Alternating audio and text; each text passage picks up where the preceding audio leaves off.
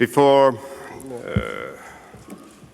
I make my opening remarks, we will hear the addresses from our host here in Helsinki. But may I ask for the formal adoption of the draft agenda for today's plenary session. So the draft agenda is adopted.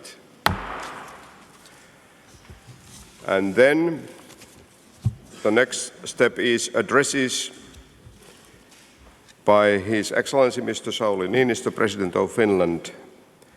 And I introduce him by saying that from our perspective, I want to mention that President Sauli Niinistö is a very well-known name in our own family. Before he was elected by the big majority for the President of the Republic of Finland, he was a head of the Finnish delegation to the OSCE EPA.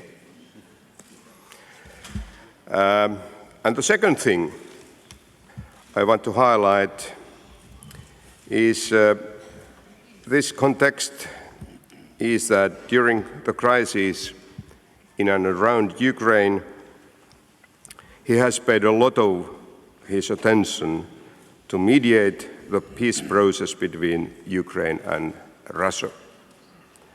This is a most valuable effort to promote the Minsk II ceasefire agreement. In the OSCE EPA, we really appreciate President Niinistö, your activities in this field. So the floor is yours.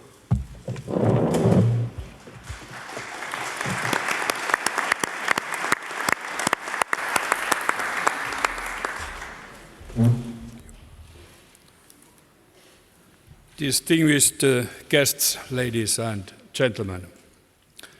40 years ago, heads of state and government gathered here in Helsinki to decide whether we could find more security in Europe, or would we still have to live in a world of continued tension and insecurity. As a result of those discussions, an agreement was reached. The Helsinki Declaration was signed in an attempt to improve relations between the West and communistic bloc. Although not legally binding, as it did not have a treaty status, the Helsinki Accords helped to build a bridge between opponents. And while many deemed the accord to be flawed, as it seemed to consolidate the situation as it was, real political and moral commitments, however, were made. Those commitments aimed at lessening tensions and opening further the lines of communications between peoples of East and West. On that day, 30 years of mistrust and tensions were seen as enough. The process that started then helped to find common ground that eventually led to the end of Cold War. Peaceful change, once thought to be impossible in Europe, was made possible.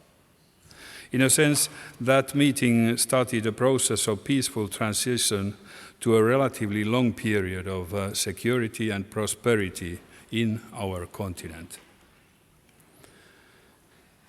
Today, the OSCE is back in the Finlandia Hall. And while today's distrust has not yet continued 30 years, not even 3, tension has risen to an unwelcome level between the West and Russia. This situation has also, unfortunately, affected this meeting here today. Maintaining the lines of communication and dialogue open is very important. Therefore, it would be necessary for the EU to clarify the position of the OSCE Parliamentary Assembly in its sanction legislation. The question I find myself pondering is, can we afford to spend next decade or even more wrapped in a cold battle, matching each time the opponent's efforts to gain the upper hand in a spiraling conflict? Can we gain something if either party suffers, if lives are lost, or if our economy is already troubled in many countries, have to face years of sanctions and counter-sanctions? The answer to those questions is that we can't. Neither Europe nor Russia, not to even mention the people of Ukraine, will gain from this situation and this troubled relation. We need to stop the situation from worsening. The most urgent task is to end violence in Ukraine. As postulated in the Helsinki Accords, both Moscow and the capitals of the West agreed to refrain from use of force, respect the sovereignty of countries, and inviolability of borders.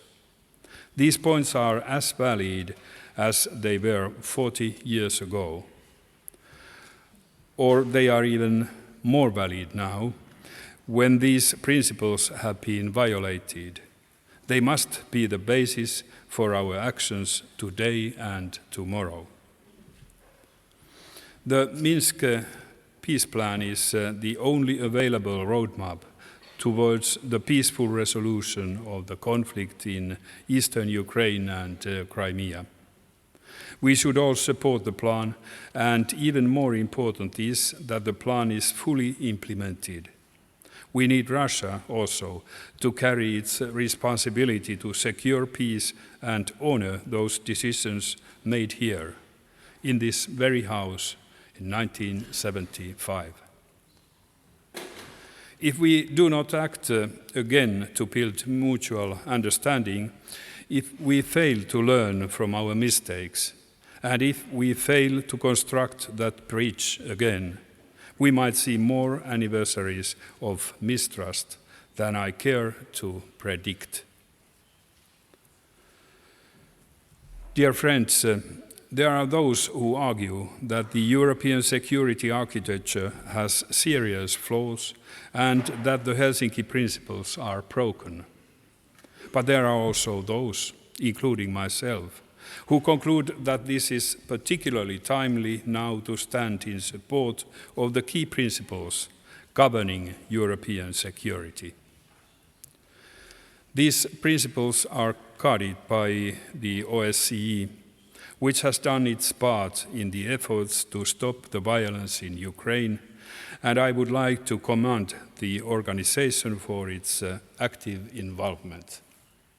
In the OSCE field presence, men and women from the participating states, including Finland, are risking their lives in support of what they believe is right, the peaceful solution of the conflict and promoting security through cooperation.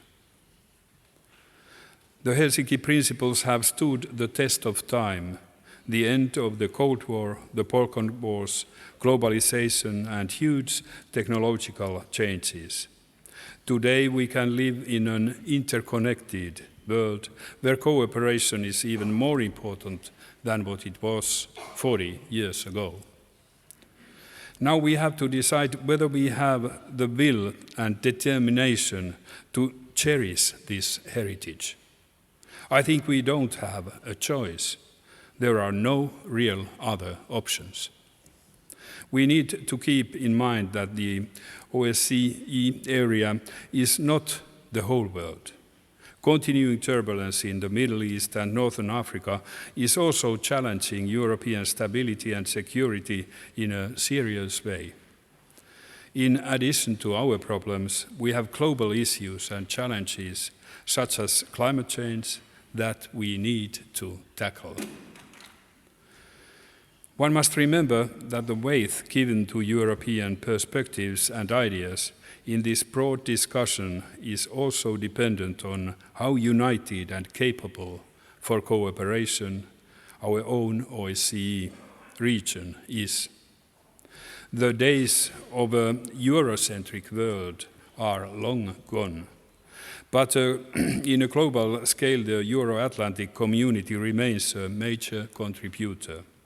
However, it can't expect to be a very influential contributor if it cannot keep its own house in order.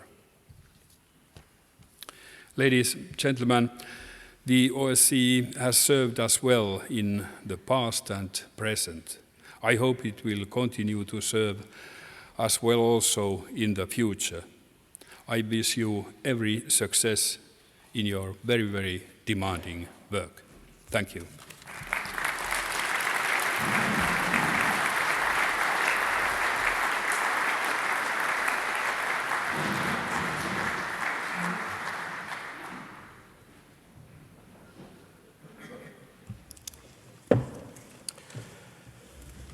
And then address by His Excellency Mr. Timo Soini, the Foreign Minister of Finland. He is another extremely prominent politician in Finland, the brand new Minister of Foreign Affairs. He actually created his political movement from the scratch, being just now the second biggest political party in Finland after the parliamentary elections last April. Even if we won't belong to the same political party, may I mention to you that he is very reliable and solid political cooperator. Please, Timo Soini, the floor is yours.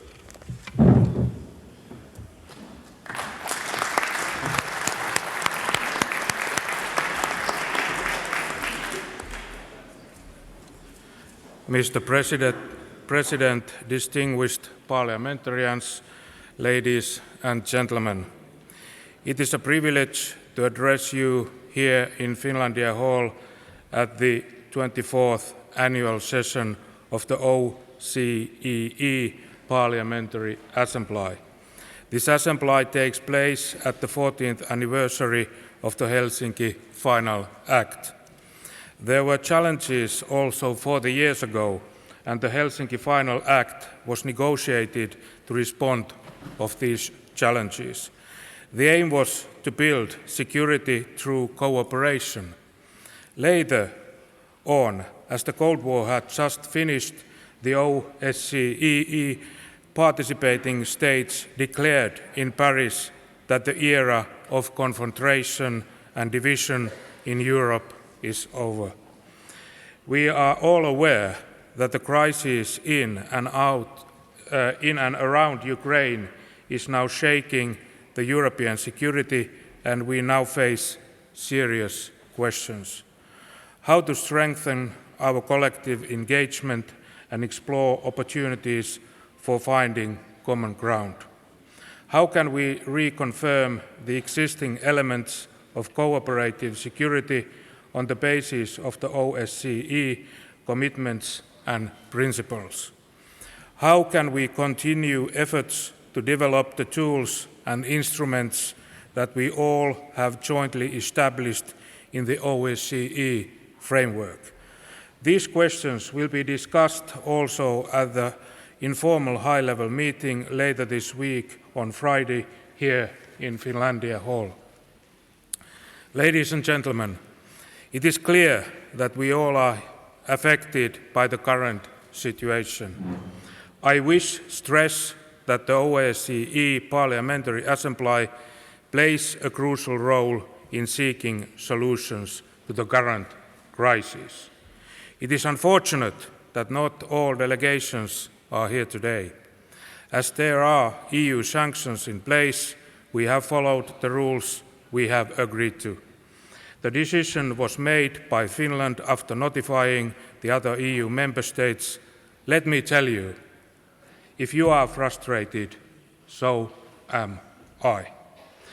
Our main common topic should be the de-escalation of the crisis in and around Ukraine and the implementation of the Minsk agreements. This remains the most imminent task at hand. All sides should truly follow this commitment. We must promote a political solution that will respect the territorial integrity and sovereignty of Ukraine. Under the chairmanship of Switzerland and Serbia, the OSCE has wisely used all the tools and mechanisms available to support this work. The Trilateral Contact Group and its working groups, the Special Monitoring Mission, the Observer Mission, High Commissioner on National Minorities, OSCE Representative on Freedom of the Media, and the ODIHR, including its election observation and that of the Parliamentary Assembly. I want to commend the Parliamentary Assembly for its contribution to the efforts to end the crisis in and around Ukraine. Political will is of utmost importance. Progress in the implementation of the Minsk Agreement is also paramount to help rebuilding trust and confidence among the participating states. Ladies and gentlemen, in the midst of the Ukrainian crisis, the ongoing effort to strengthen the OSCE under the so-called Helsinki +40 process has not been an easy task. Despite the difficulties, the topics identified within the process are even more relevant in the current situation.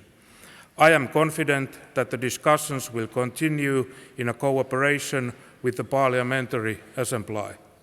The panel of eminent persons, led by Ambassador Wolfgang Ischinger, is preparing its contribution, and we look forward to the final report of the panel to be presented later this year. The panel has already made it clear recommendations, and its interim report on Ukraine. Finland supports these recommendations.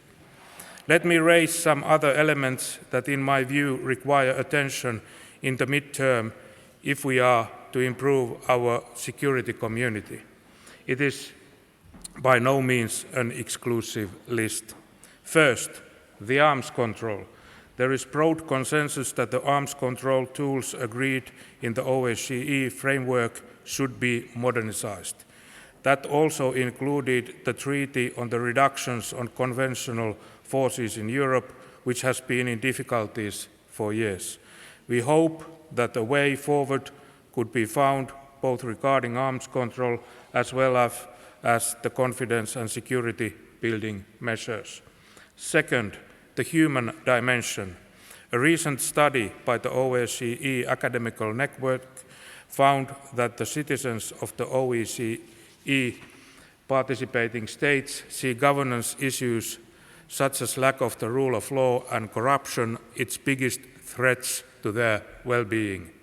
We should find ways to improve the implementation of our commitments in the human as well as in the economic and environmental dimensions. Third, the mediation. In the final Helsinki Final Act, the participating states committed themselves to resolving conflicts by peaceful means and through dialogue.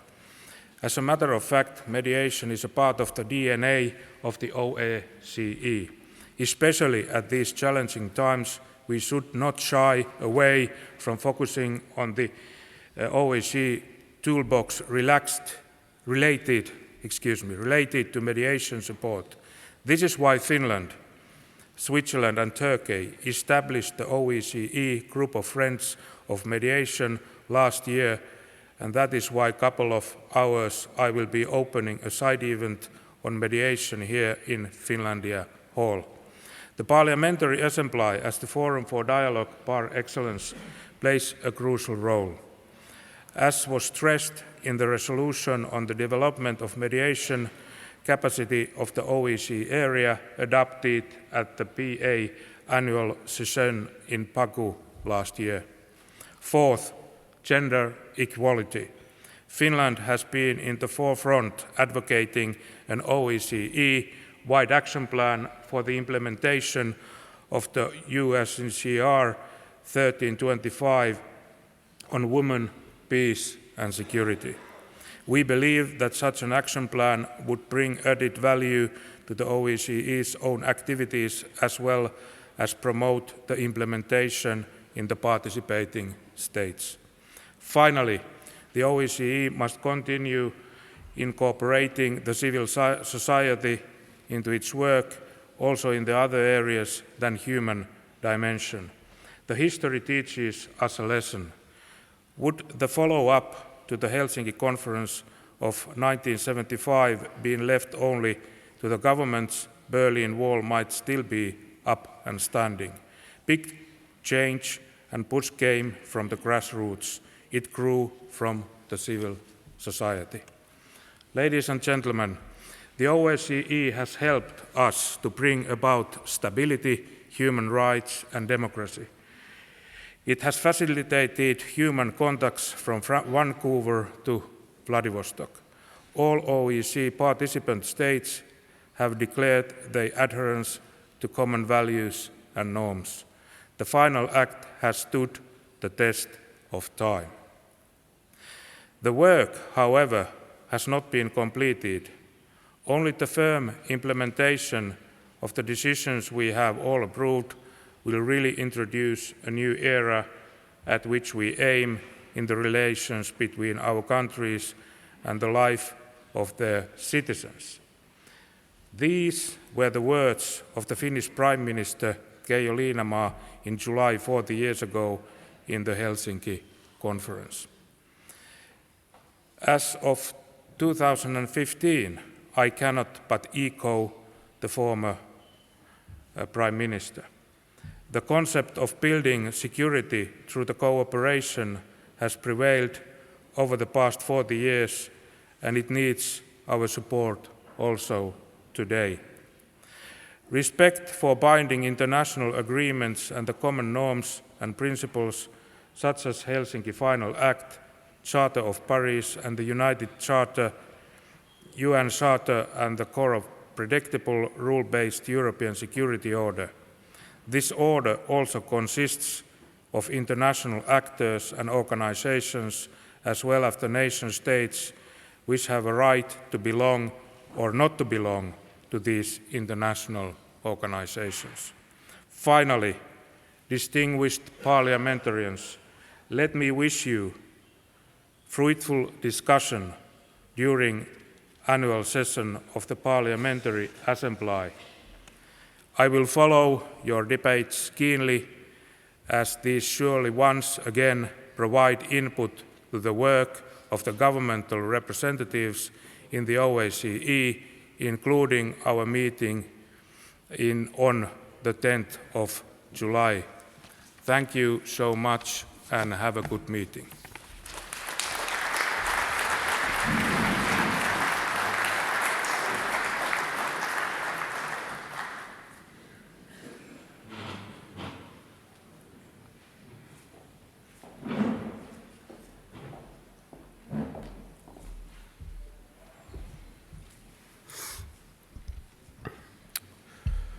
Mr. President, Mr. Foreign Minister, dear esteemed parliamentarians, friends and guests.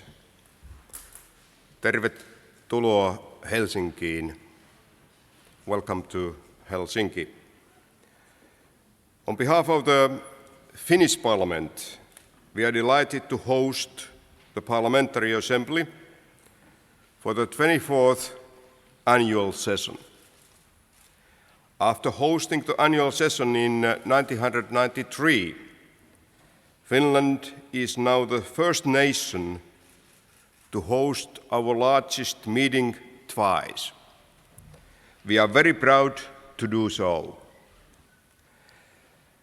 As you have heard President Niinistö and Foreign Minister Soini say, we meet today in the place that resounds with the memories of this organization's past. Almost exactly 40 years ago to the day, leaders from East and West put pen on paper here in this very hall. In doing so, they proved that enormous big ideological differences need not to be incompatible with commitment to shared values. That moment was the culmination of hard negotiations, some hard concessions, and more than a little bravery. The act that bears this great city's name represented a fundamental redesigner of our understanding of security. It linked political and military security to environmental, economic, and human dimensions. The years since have proven that the final act helped change the lives of millions of people across our area, our OSCE area. It has led to greater prosperity, more rights, and yes, also improved security. Here, inside these historic walls, and on this landmark anniversary, we will pay tribute to the advances we have made as a result of the final act, and also as a result of the work of the OSCE. Dear friends, on the other hand, I'm afraid that recently in the OSCE area, far too many fundamental promises have been broken. The crisis in and around Ukraine has shocked us all. The actions of Russia toward Ukraine have absolutely broken the principles of the final act. At the same time, as we know, the theme of our annual session this year is recalling the spirit of Helsinki. When I recall the spirit of the final act, I quote the Finnish president of those days, President Urho Kekkonen. He said, "Security is not about putting up fences, it's opening gates."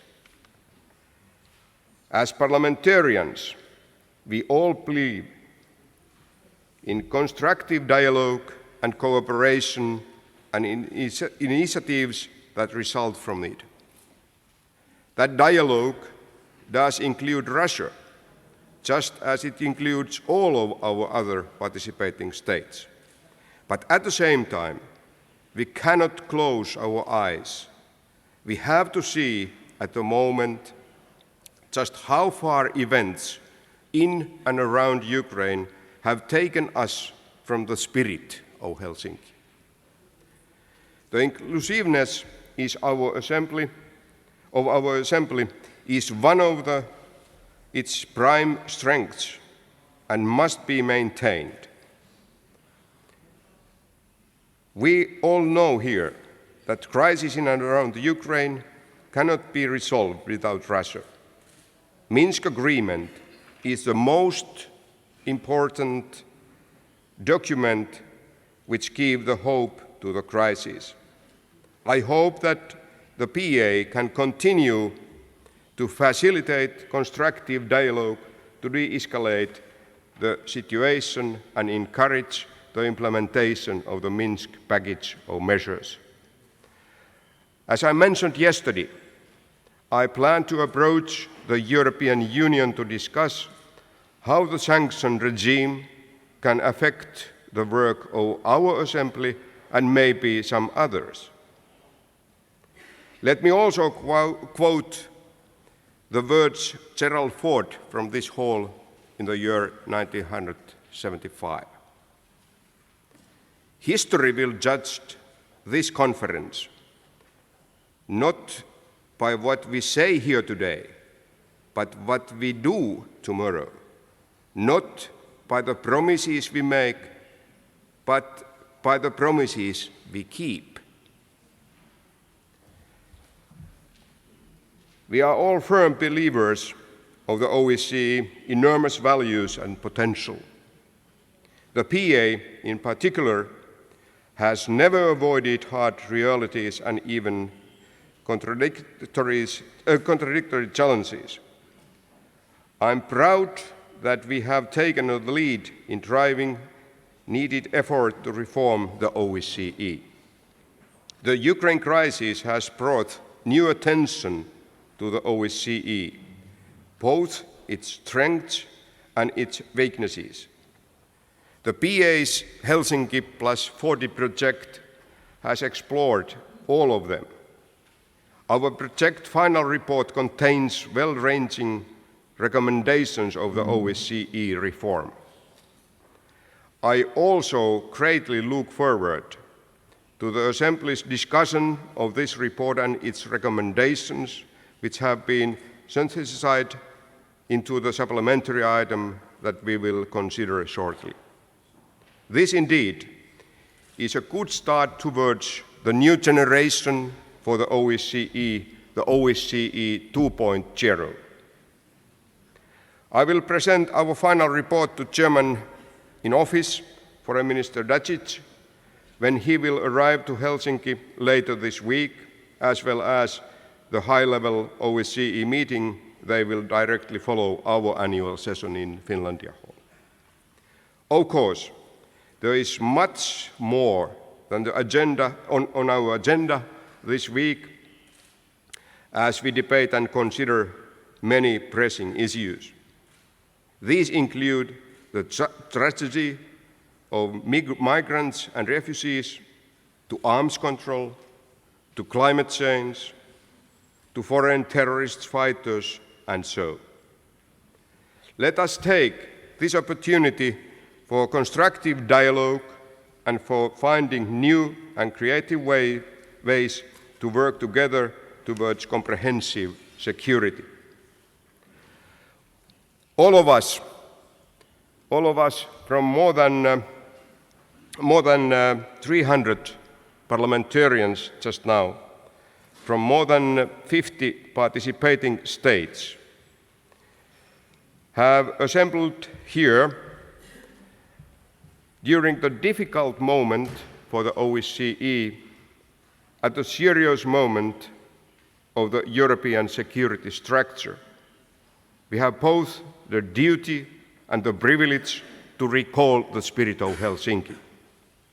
So, recalling means not only looking back, it means to understand history, and it also means looking forward and building something new, an OSCE that we will be proud of recalling decades from today. This generation here today, we have the tremendous big legacy and enormous large responsibility about the future of Europe. Thank you very much.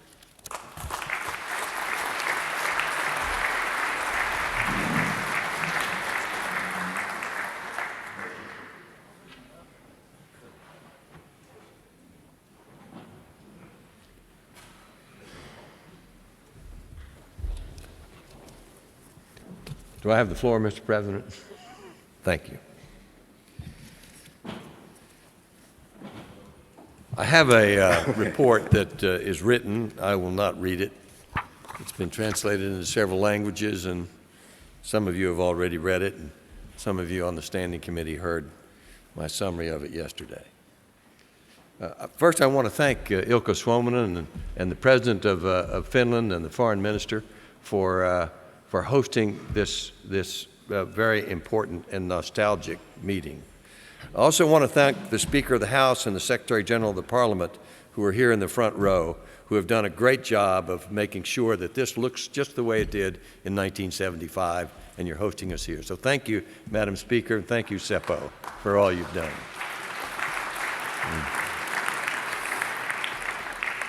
This is a very historic hall, and there's a lot of nostalgia for me because Helsinki has been sort of part of my life now for 43 years. 43 years ago, a few miles from here, in a place called Dipoli, before the negotiations started which led to the Helsinki Final Act, we had an all-European Youth Security Conference, the initiative of the Warsaw Pact, And we gathered hundreds of young leaders of political parties throughout East and Western Europe and the United States. I was the president of the National Young Democrats in the United States, and I had the privilege of leading the American delegation. The Soviet delegation and the Warsaw Pact delegation was led by Gennady Yanayev, who later became acting president of the Soviet Union or Russia for a few days. Some of you will certainly remember him. We negotiated in a very acrimonious week-long session. There were a lot of people there who later went on to very important things. Carl Bildt was there as a young conservative. Ilkka Suominen was there as a young conservative. And we fought and we debated and we accused each other and responded to each other. And eventually, we arrived at agreement on a communiqué which had 3 sections: security, economic cooperation, and human rights. It was a predecessor of a format for what eventually became the Helsinki Final Act. About a year later, I was privileged to become the first director of the U.S. Helsinki Commission, which had been established after the Helsinki Final Act. The chair and co-chair of that commission are here today, and Senator Wicker and Congressman Smith and Congressman Adderholt lead the American delegation here, which has been very active throughout the period that this assembly has existed. There's a picture there of Ilkka Suominen. Ilkka Suominen was our first president. He was the Speaker of the Finnish Parliament. And he was, when I was elected Secretary General, we had no place to meet. So Ilkka was the president of the Finnish Parliament. He said, well, we'll just meet in the Eduskunta. So it was the shortest organizational period we ever had, but it was a great meeting, and you'll see pictures up there of people like Steny Hoyer and others who were here at that time. We had our first debate and our first discussions. In fact, we had the first resolution there calling for change of the consensus rule, which has been something that we've been trying to change now for some 22 years, unsuccessfully, unfortunately. But it has been a wonderful ride and a wonderful experience for me. I also had the privilege of being the deputy to Arthur Goldberg at the first review meeting for the OSCE in Belgrade in 1977, 1978, and it was the Helsinki Commission who ensured that first review meeting after the signing of the Helsinki Final Act concentrated its discussions on human rights. It established human rights as one of the main components of the foreign policies of all the countries that signed the Helsinki Final Act. In fact, as someone said yesterday, it was normally, the press called it the Helsinki Human Rights Act because of that emphasis, because it was the first time in history that human rights had become a legal or appropriate avenue of discussion where a government could ask another government not only how they were treating each other and governmental-wise, but how that government was treating their own citizens and whether they were fulfilling the promises that were made in Helsinki in 1995. So it's been a great opportunity for me to be the first Secretary General. Ilkka Suominen, when he was first elected president, there's Steny Hoyer, who's now the Democratic whip in the House of Representatives, voting here in 1993. But it's been a great opportunity for me to have the opportunity to be the first Secretary General. After the first session of the Parliamentary Assembly in Budapest, the Speaker of the Spanish Parliament and the Speaker of the Finnish Parliament ran against each other. And it was, of course, the last part of business, and people voted and then people were left. Well, it turned out it was a tie, 110 to 110. So the Americans, who had their own airplane, had already gone back to the hotel, and they were on their way to the airport. We had to call them, turn them around, come back to vote again. So they came back into the voting room. They had on Bermuda shorts and sweatsuits and all that sort of thing to vote again. So they voted again, and Ilkka Suominen was elected by one vote. He called me shortly after that and said, Spencer, I want you to put your name in the hopper to be the first director or the first Secretary General. And I said, Ilkka, they're not going to elect an American. There are 35 countries here, and 33 of them are for Europe. And I just don't think there's any chance of that. He said, and I said, why do you want me to do this? He said, because you're the only one in this whole place that knows anything about the Helsinki process and the Helsinki Final Act, and because if you're the Secretary General, you'll keep the Americans coming, which is extremely important to the existence and the establishment of this assembly. And they have kept coming. Thank you very much for your participation. In our report, we tell you what we have told you now for 22 years, that the financial condition of the Assembly is in good shape. For 22 years, we've been under budget, we've had perfect external audits, and we have assembled in this time a great staff with offices in Vienna and in Copenhagen. We have a great program for research assistants, research fellows. We've had over 250 from some 35 countries who have participated for a year or so in our offices in Vienna and Copenhagen, and they've gone on to become very important people in their own governments, own foreign ministries, and in the politics of their own countries. Your new Secretary General, who will take office in January, was one of our early interns, Roberto Montella, some time ago. So they have done a fantastic job for us. Of course, election observation is something that many of you have participated in. It's one of the most important things we do.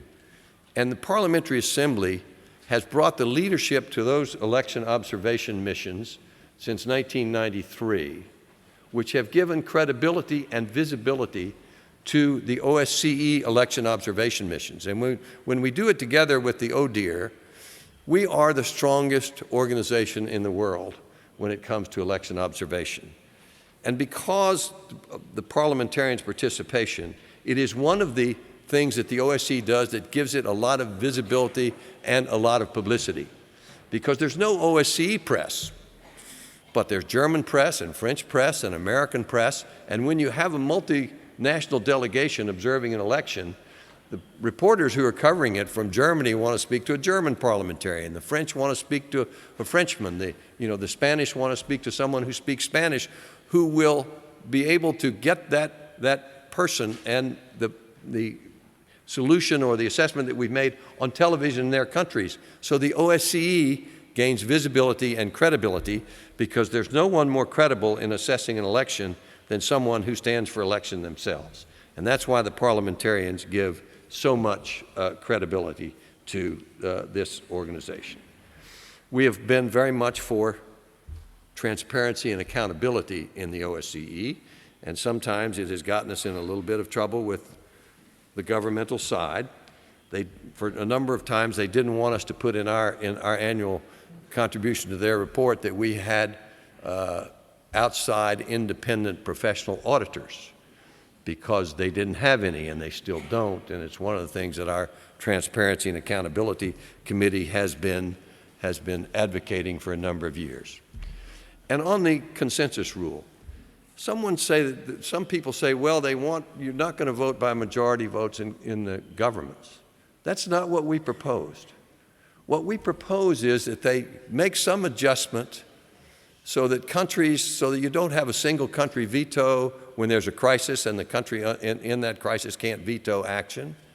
We also think that there should be some kind of heavily weighted majority for the budget, because many times the budget of the OSCE is held up until 6 months into the next fiscal year because they couldn't agree, because someone was holding up the budget, because they had a price that they wanted met, maybe a head of mission somewhere or someone in the Secretariat. These sorts of things have plagued the efficiency and the credibility of the OSCE. So the Parliamentary Assembly and its committees on transparency and accountability had been advocating these kind of reforms for a long time. We've also advocated that they open up the Permanent Council to the press and to the public because they meet behind closed doors in Vienna with no record of what is said or what decisions have not been made or who vetoed anything. So you wonder, why doesn't anybody know about the OSCE? As many of you know, when you go back to your home countries and you tell them that you're at the OSCE Parliamentary Assembly, they say, what is that? But they need to open it up. We need to have more transparency. The press and the public ought to be able to see what we do and what we discuss and what the organization is doing. They want to know about the field missions, about election observation, about human rights, about the questions that are asked about implementation of the Helsinki Final Act. So reform is much needed. And it is the Parliamentary Assembly that will and should give the impetus for that kind of reform, just as they do in their own countries. Just as parliaments in every country have something to say about the budget of their government, they can ask questions of their government, it is transparent, and they are accountable to that parliament. So it's a natural thing for parliamentarians to think about that. This is my last address to an annual session. But I want to tell you it's been a great ride, and I want to thank all of you for your cooperation and your support. Thank you. Thank you.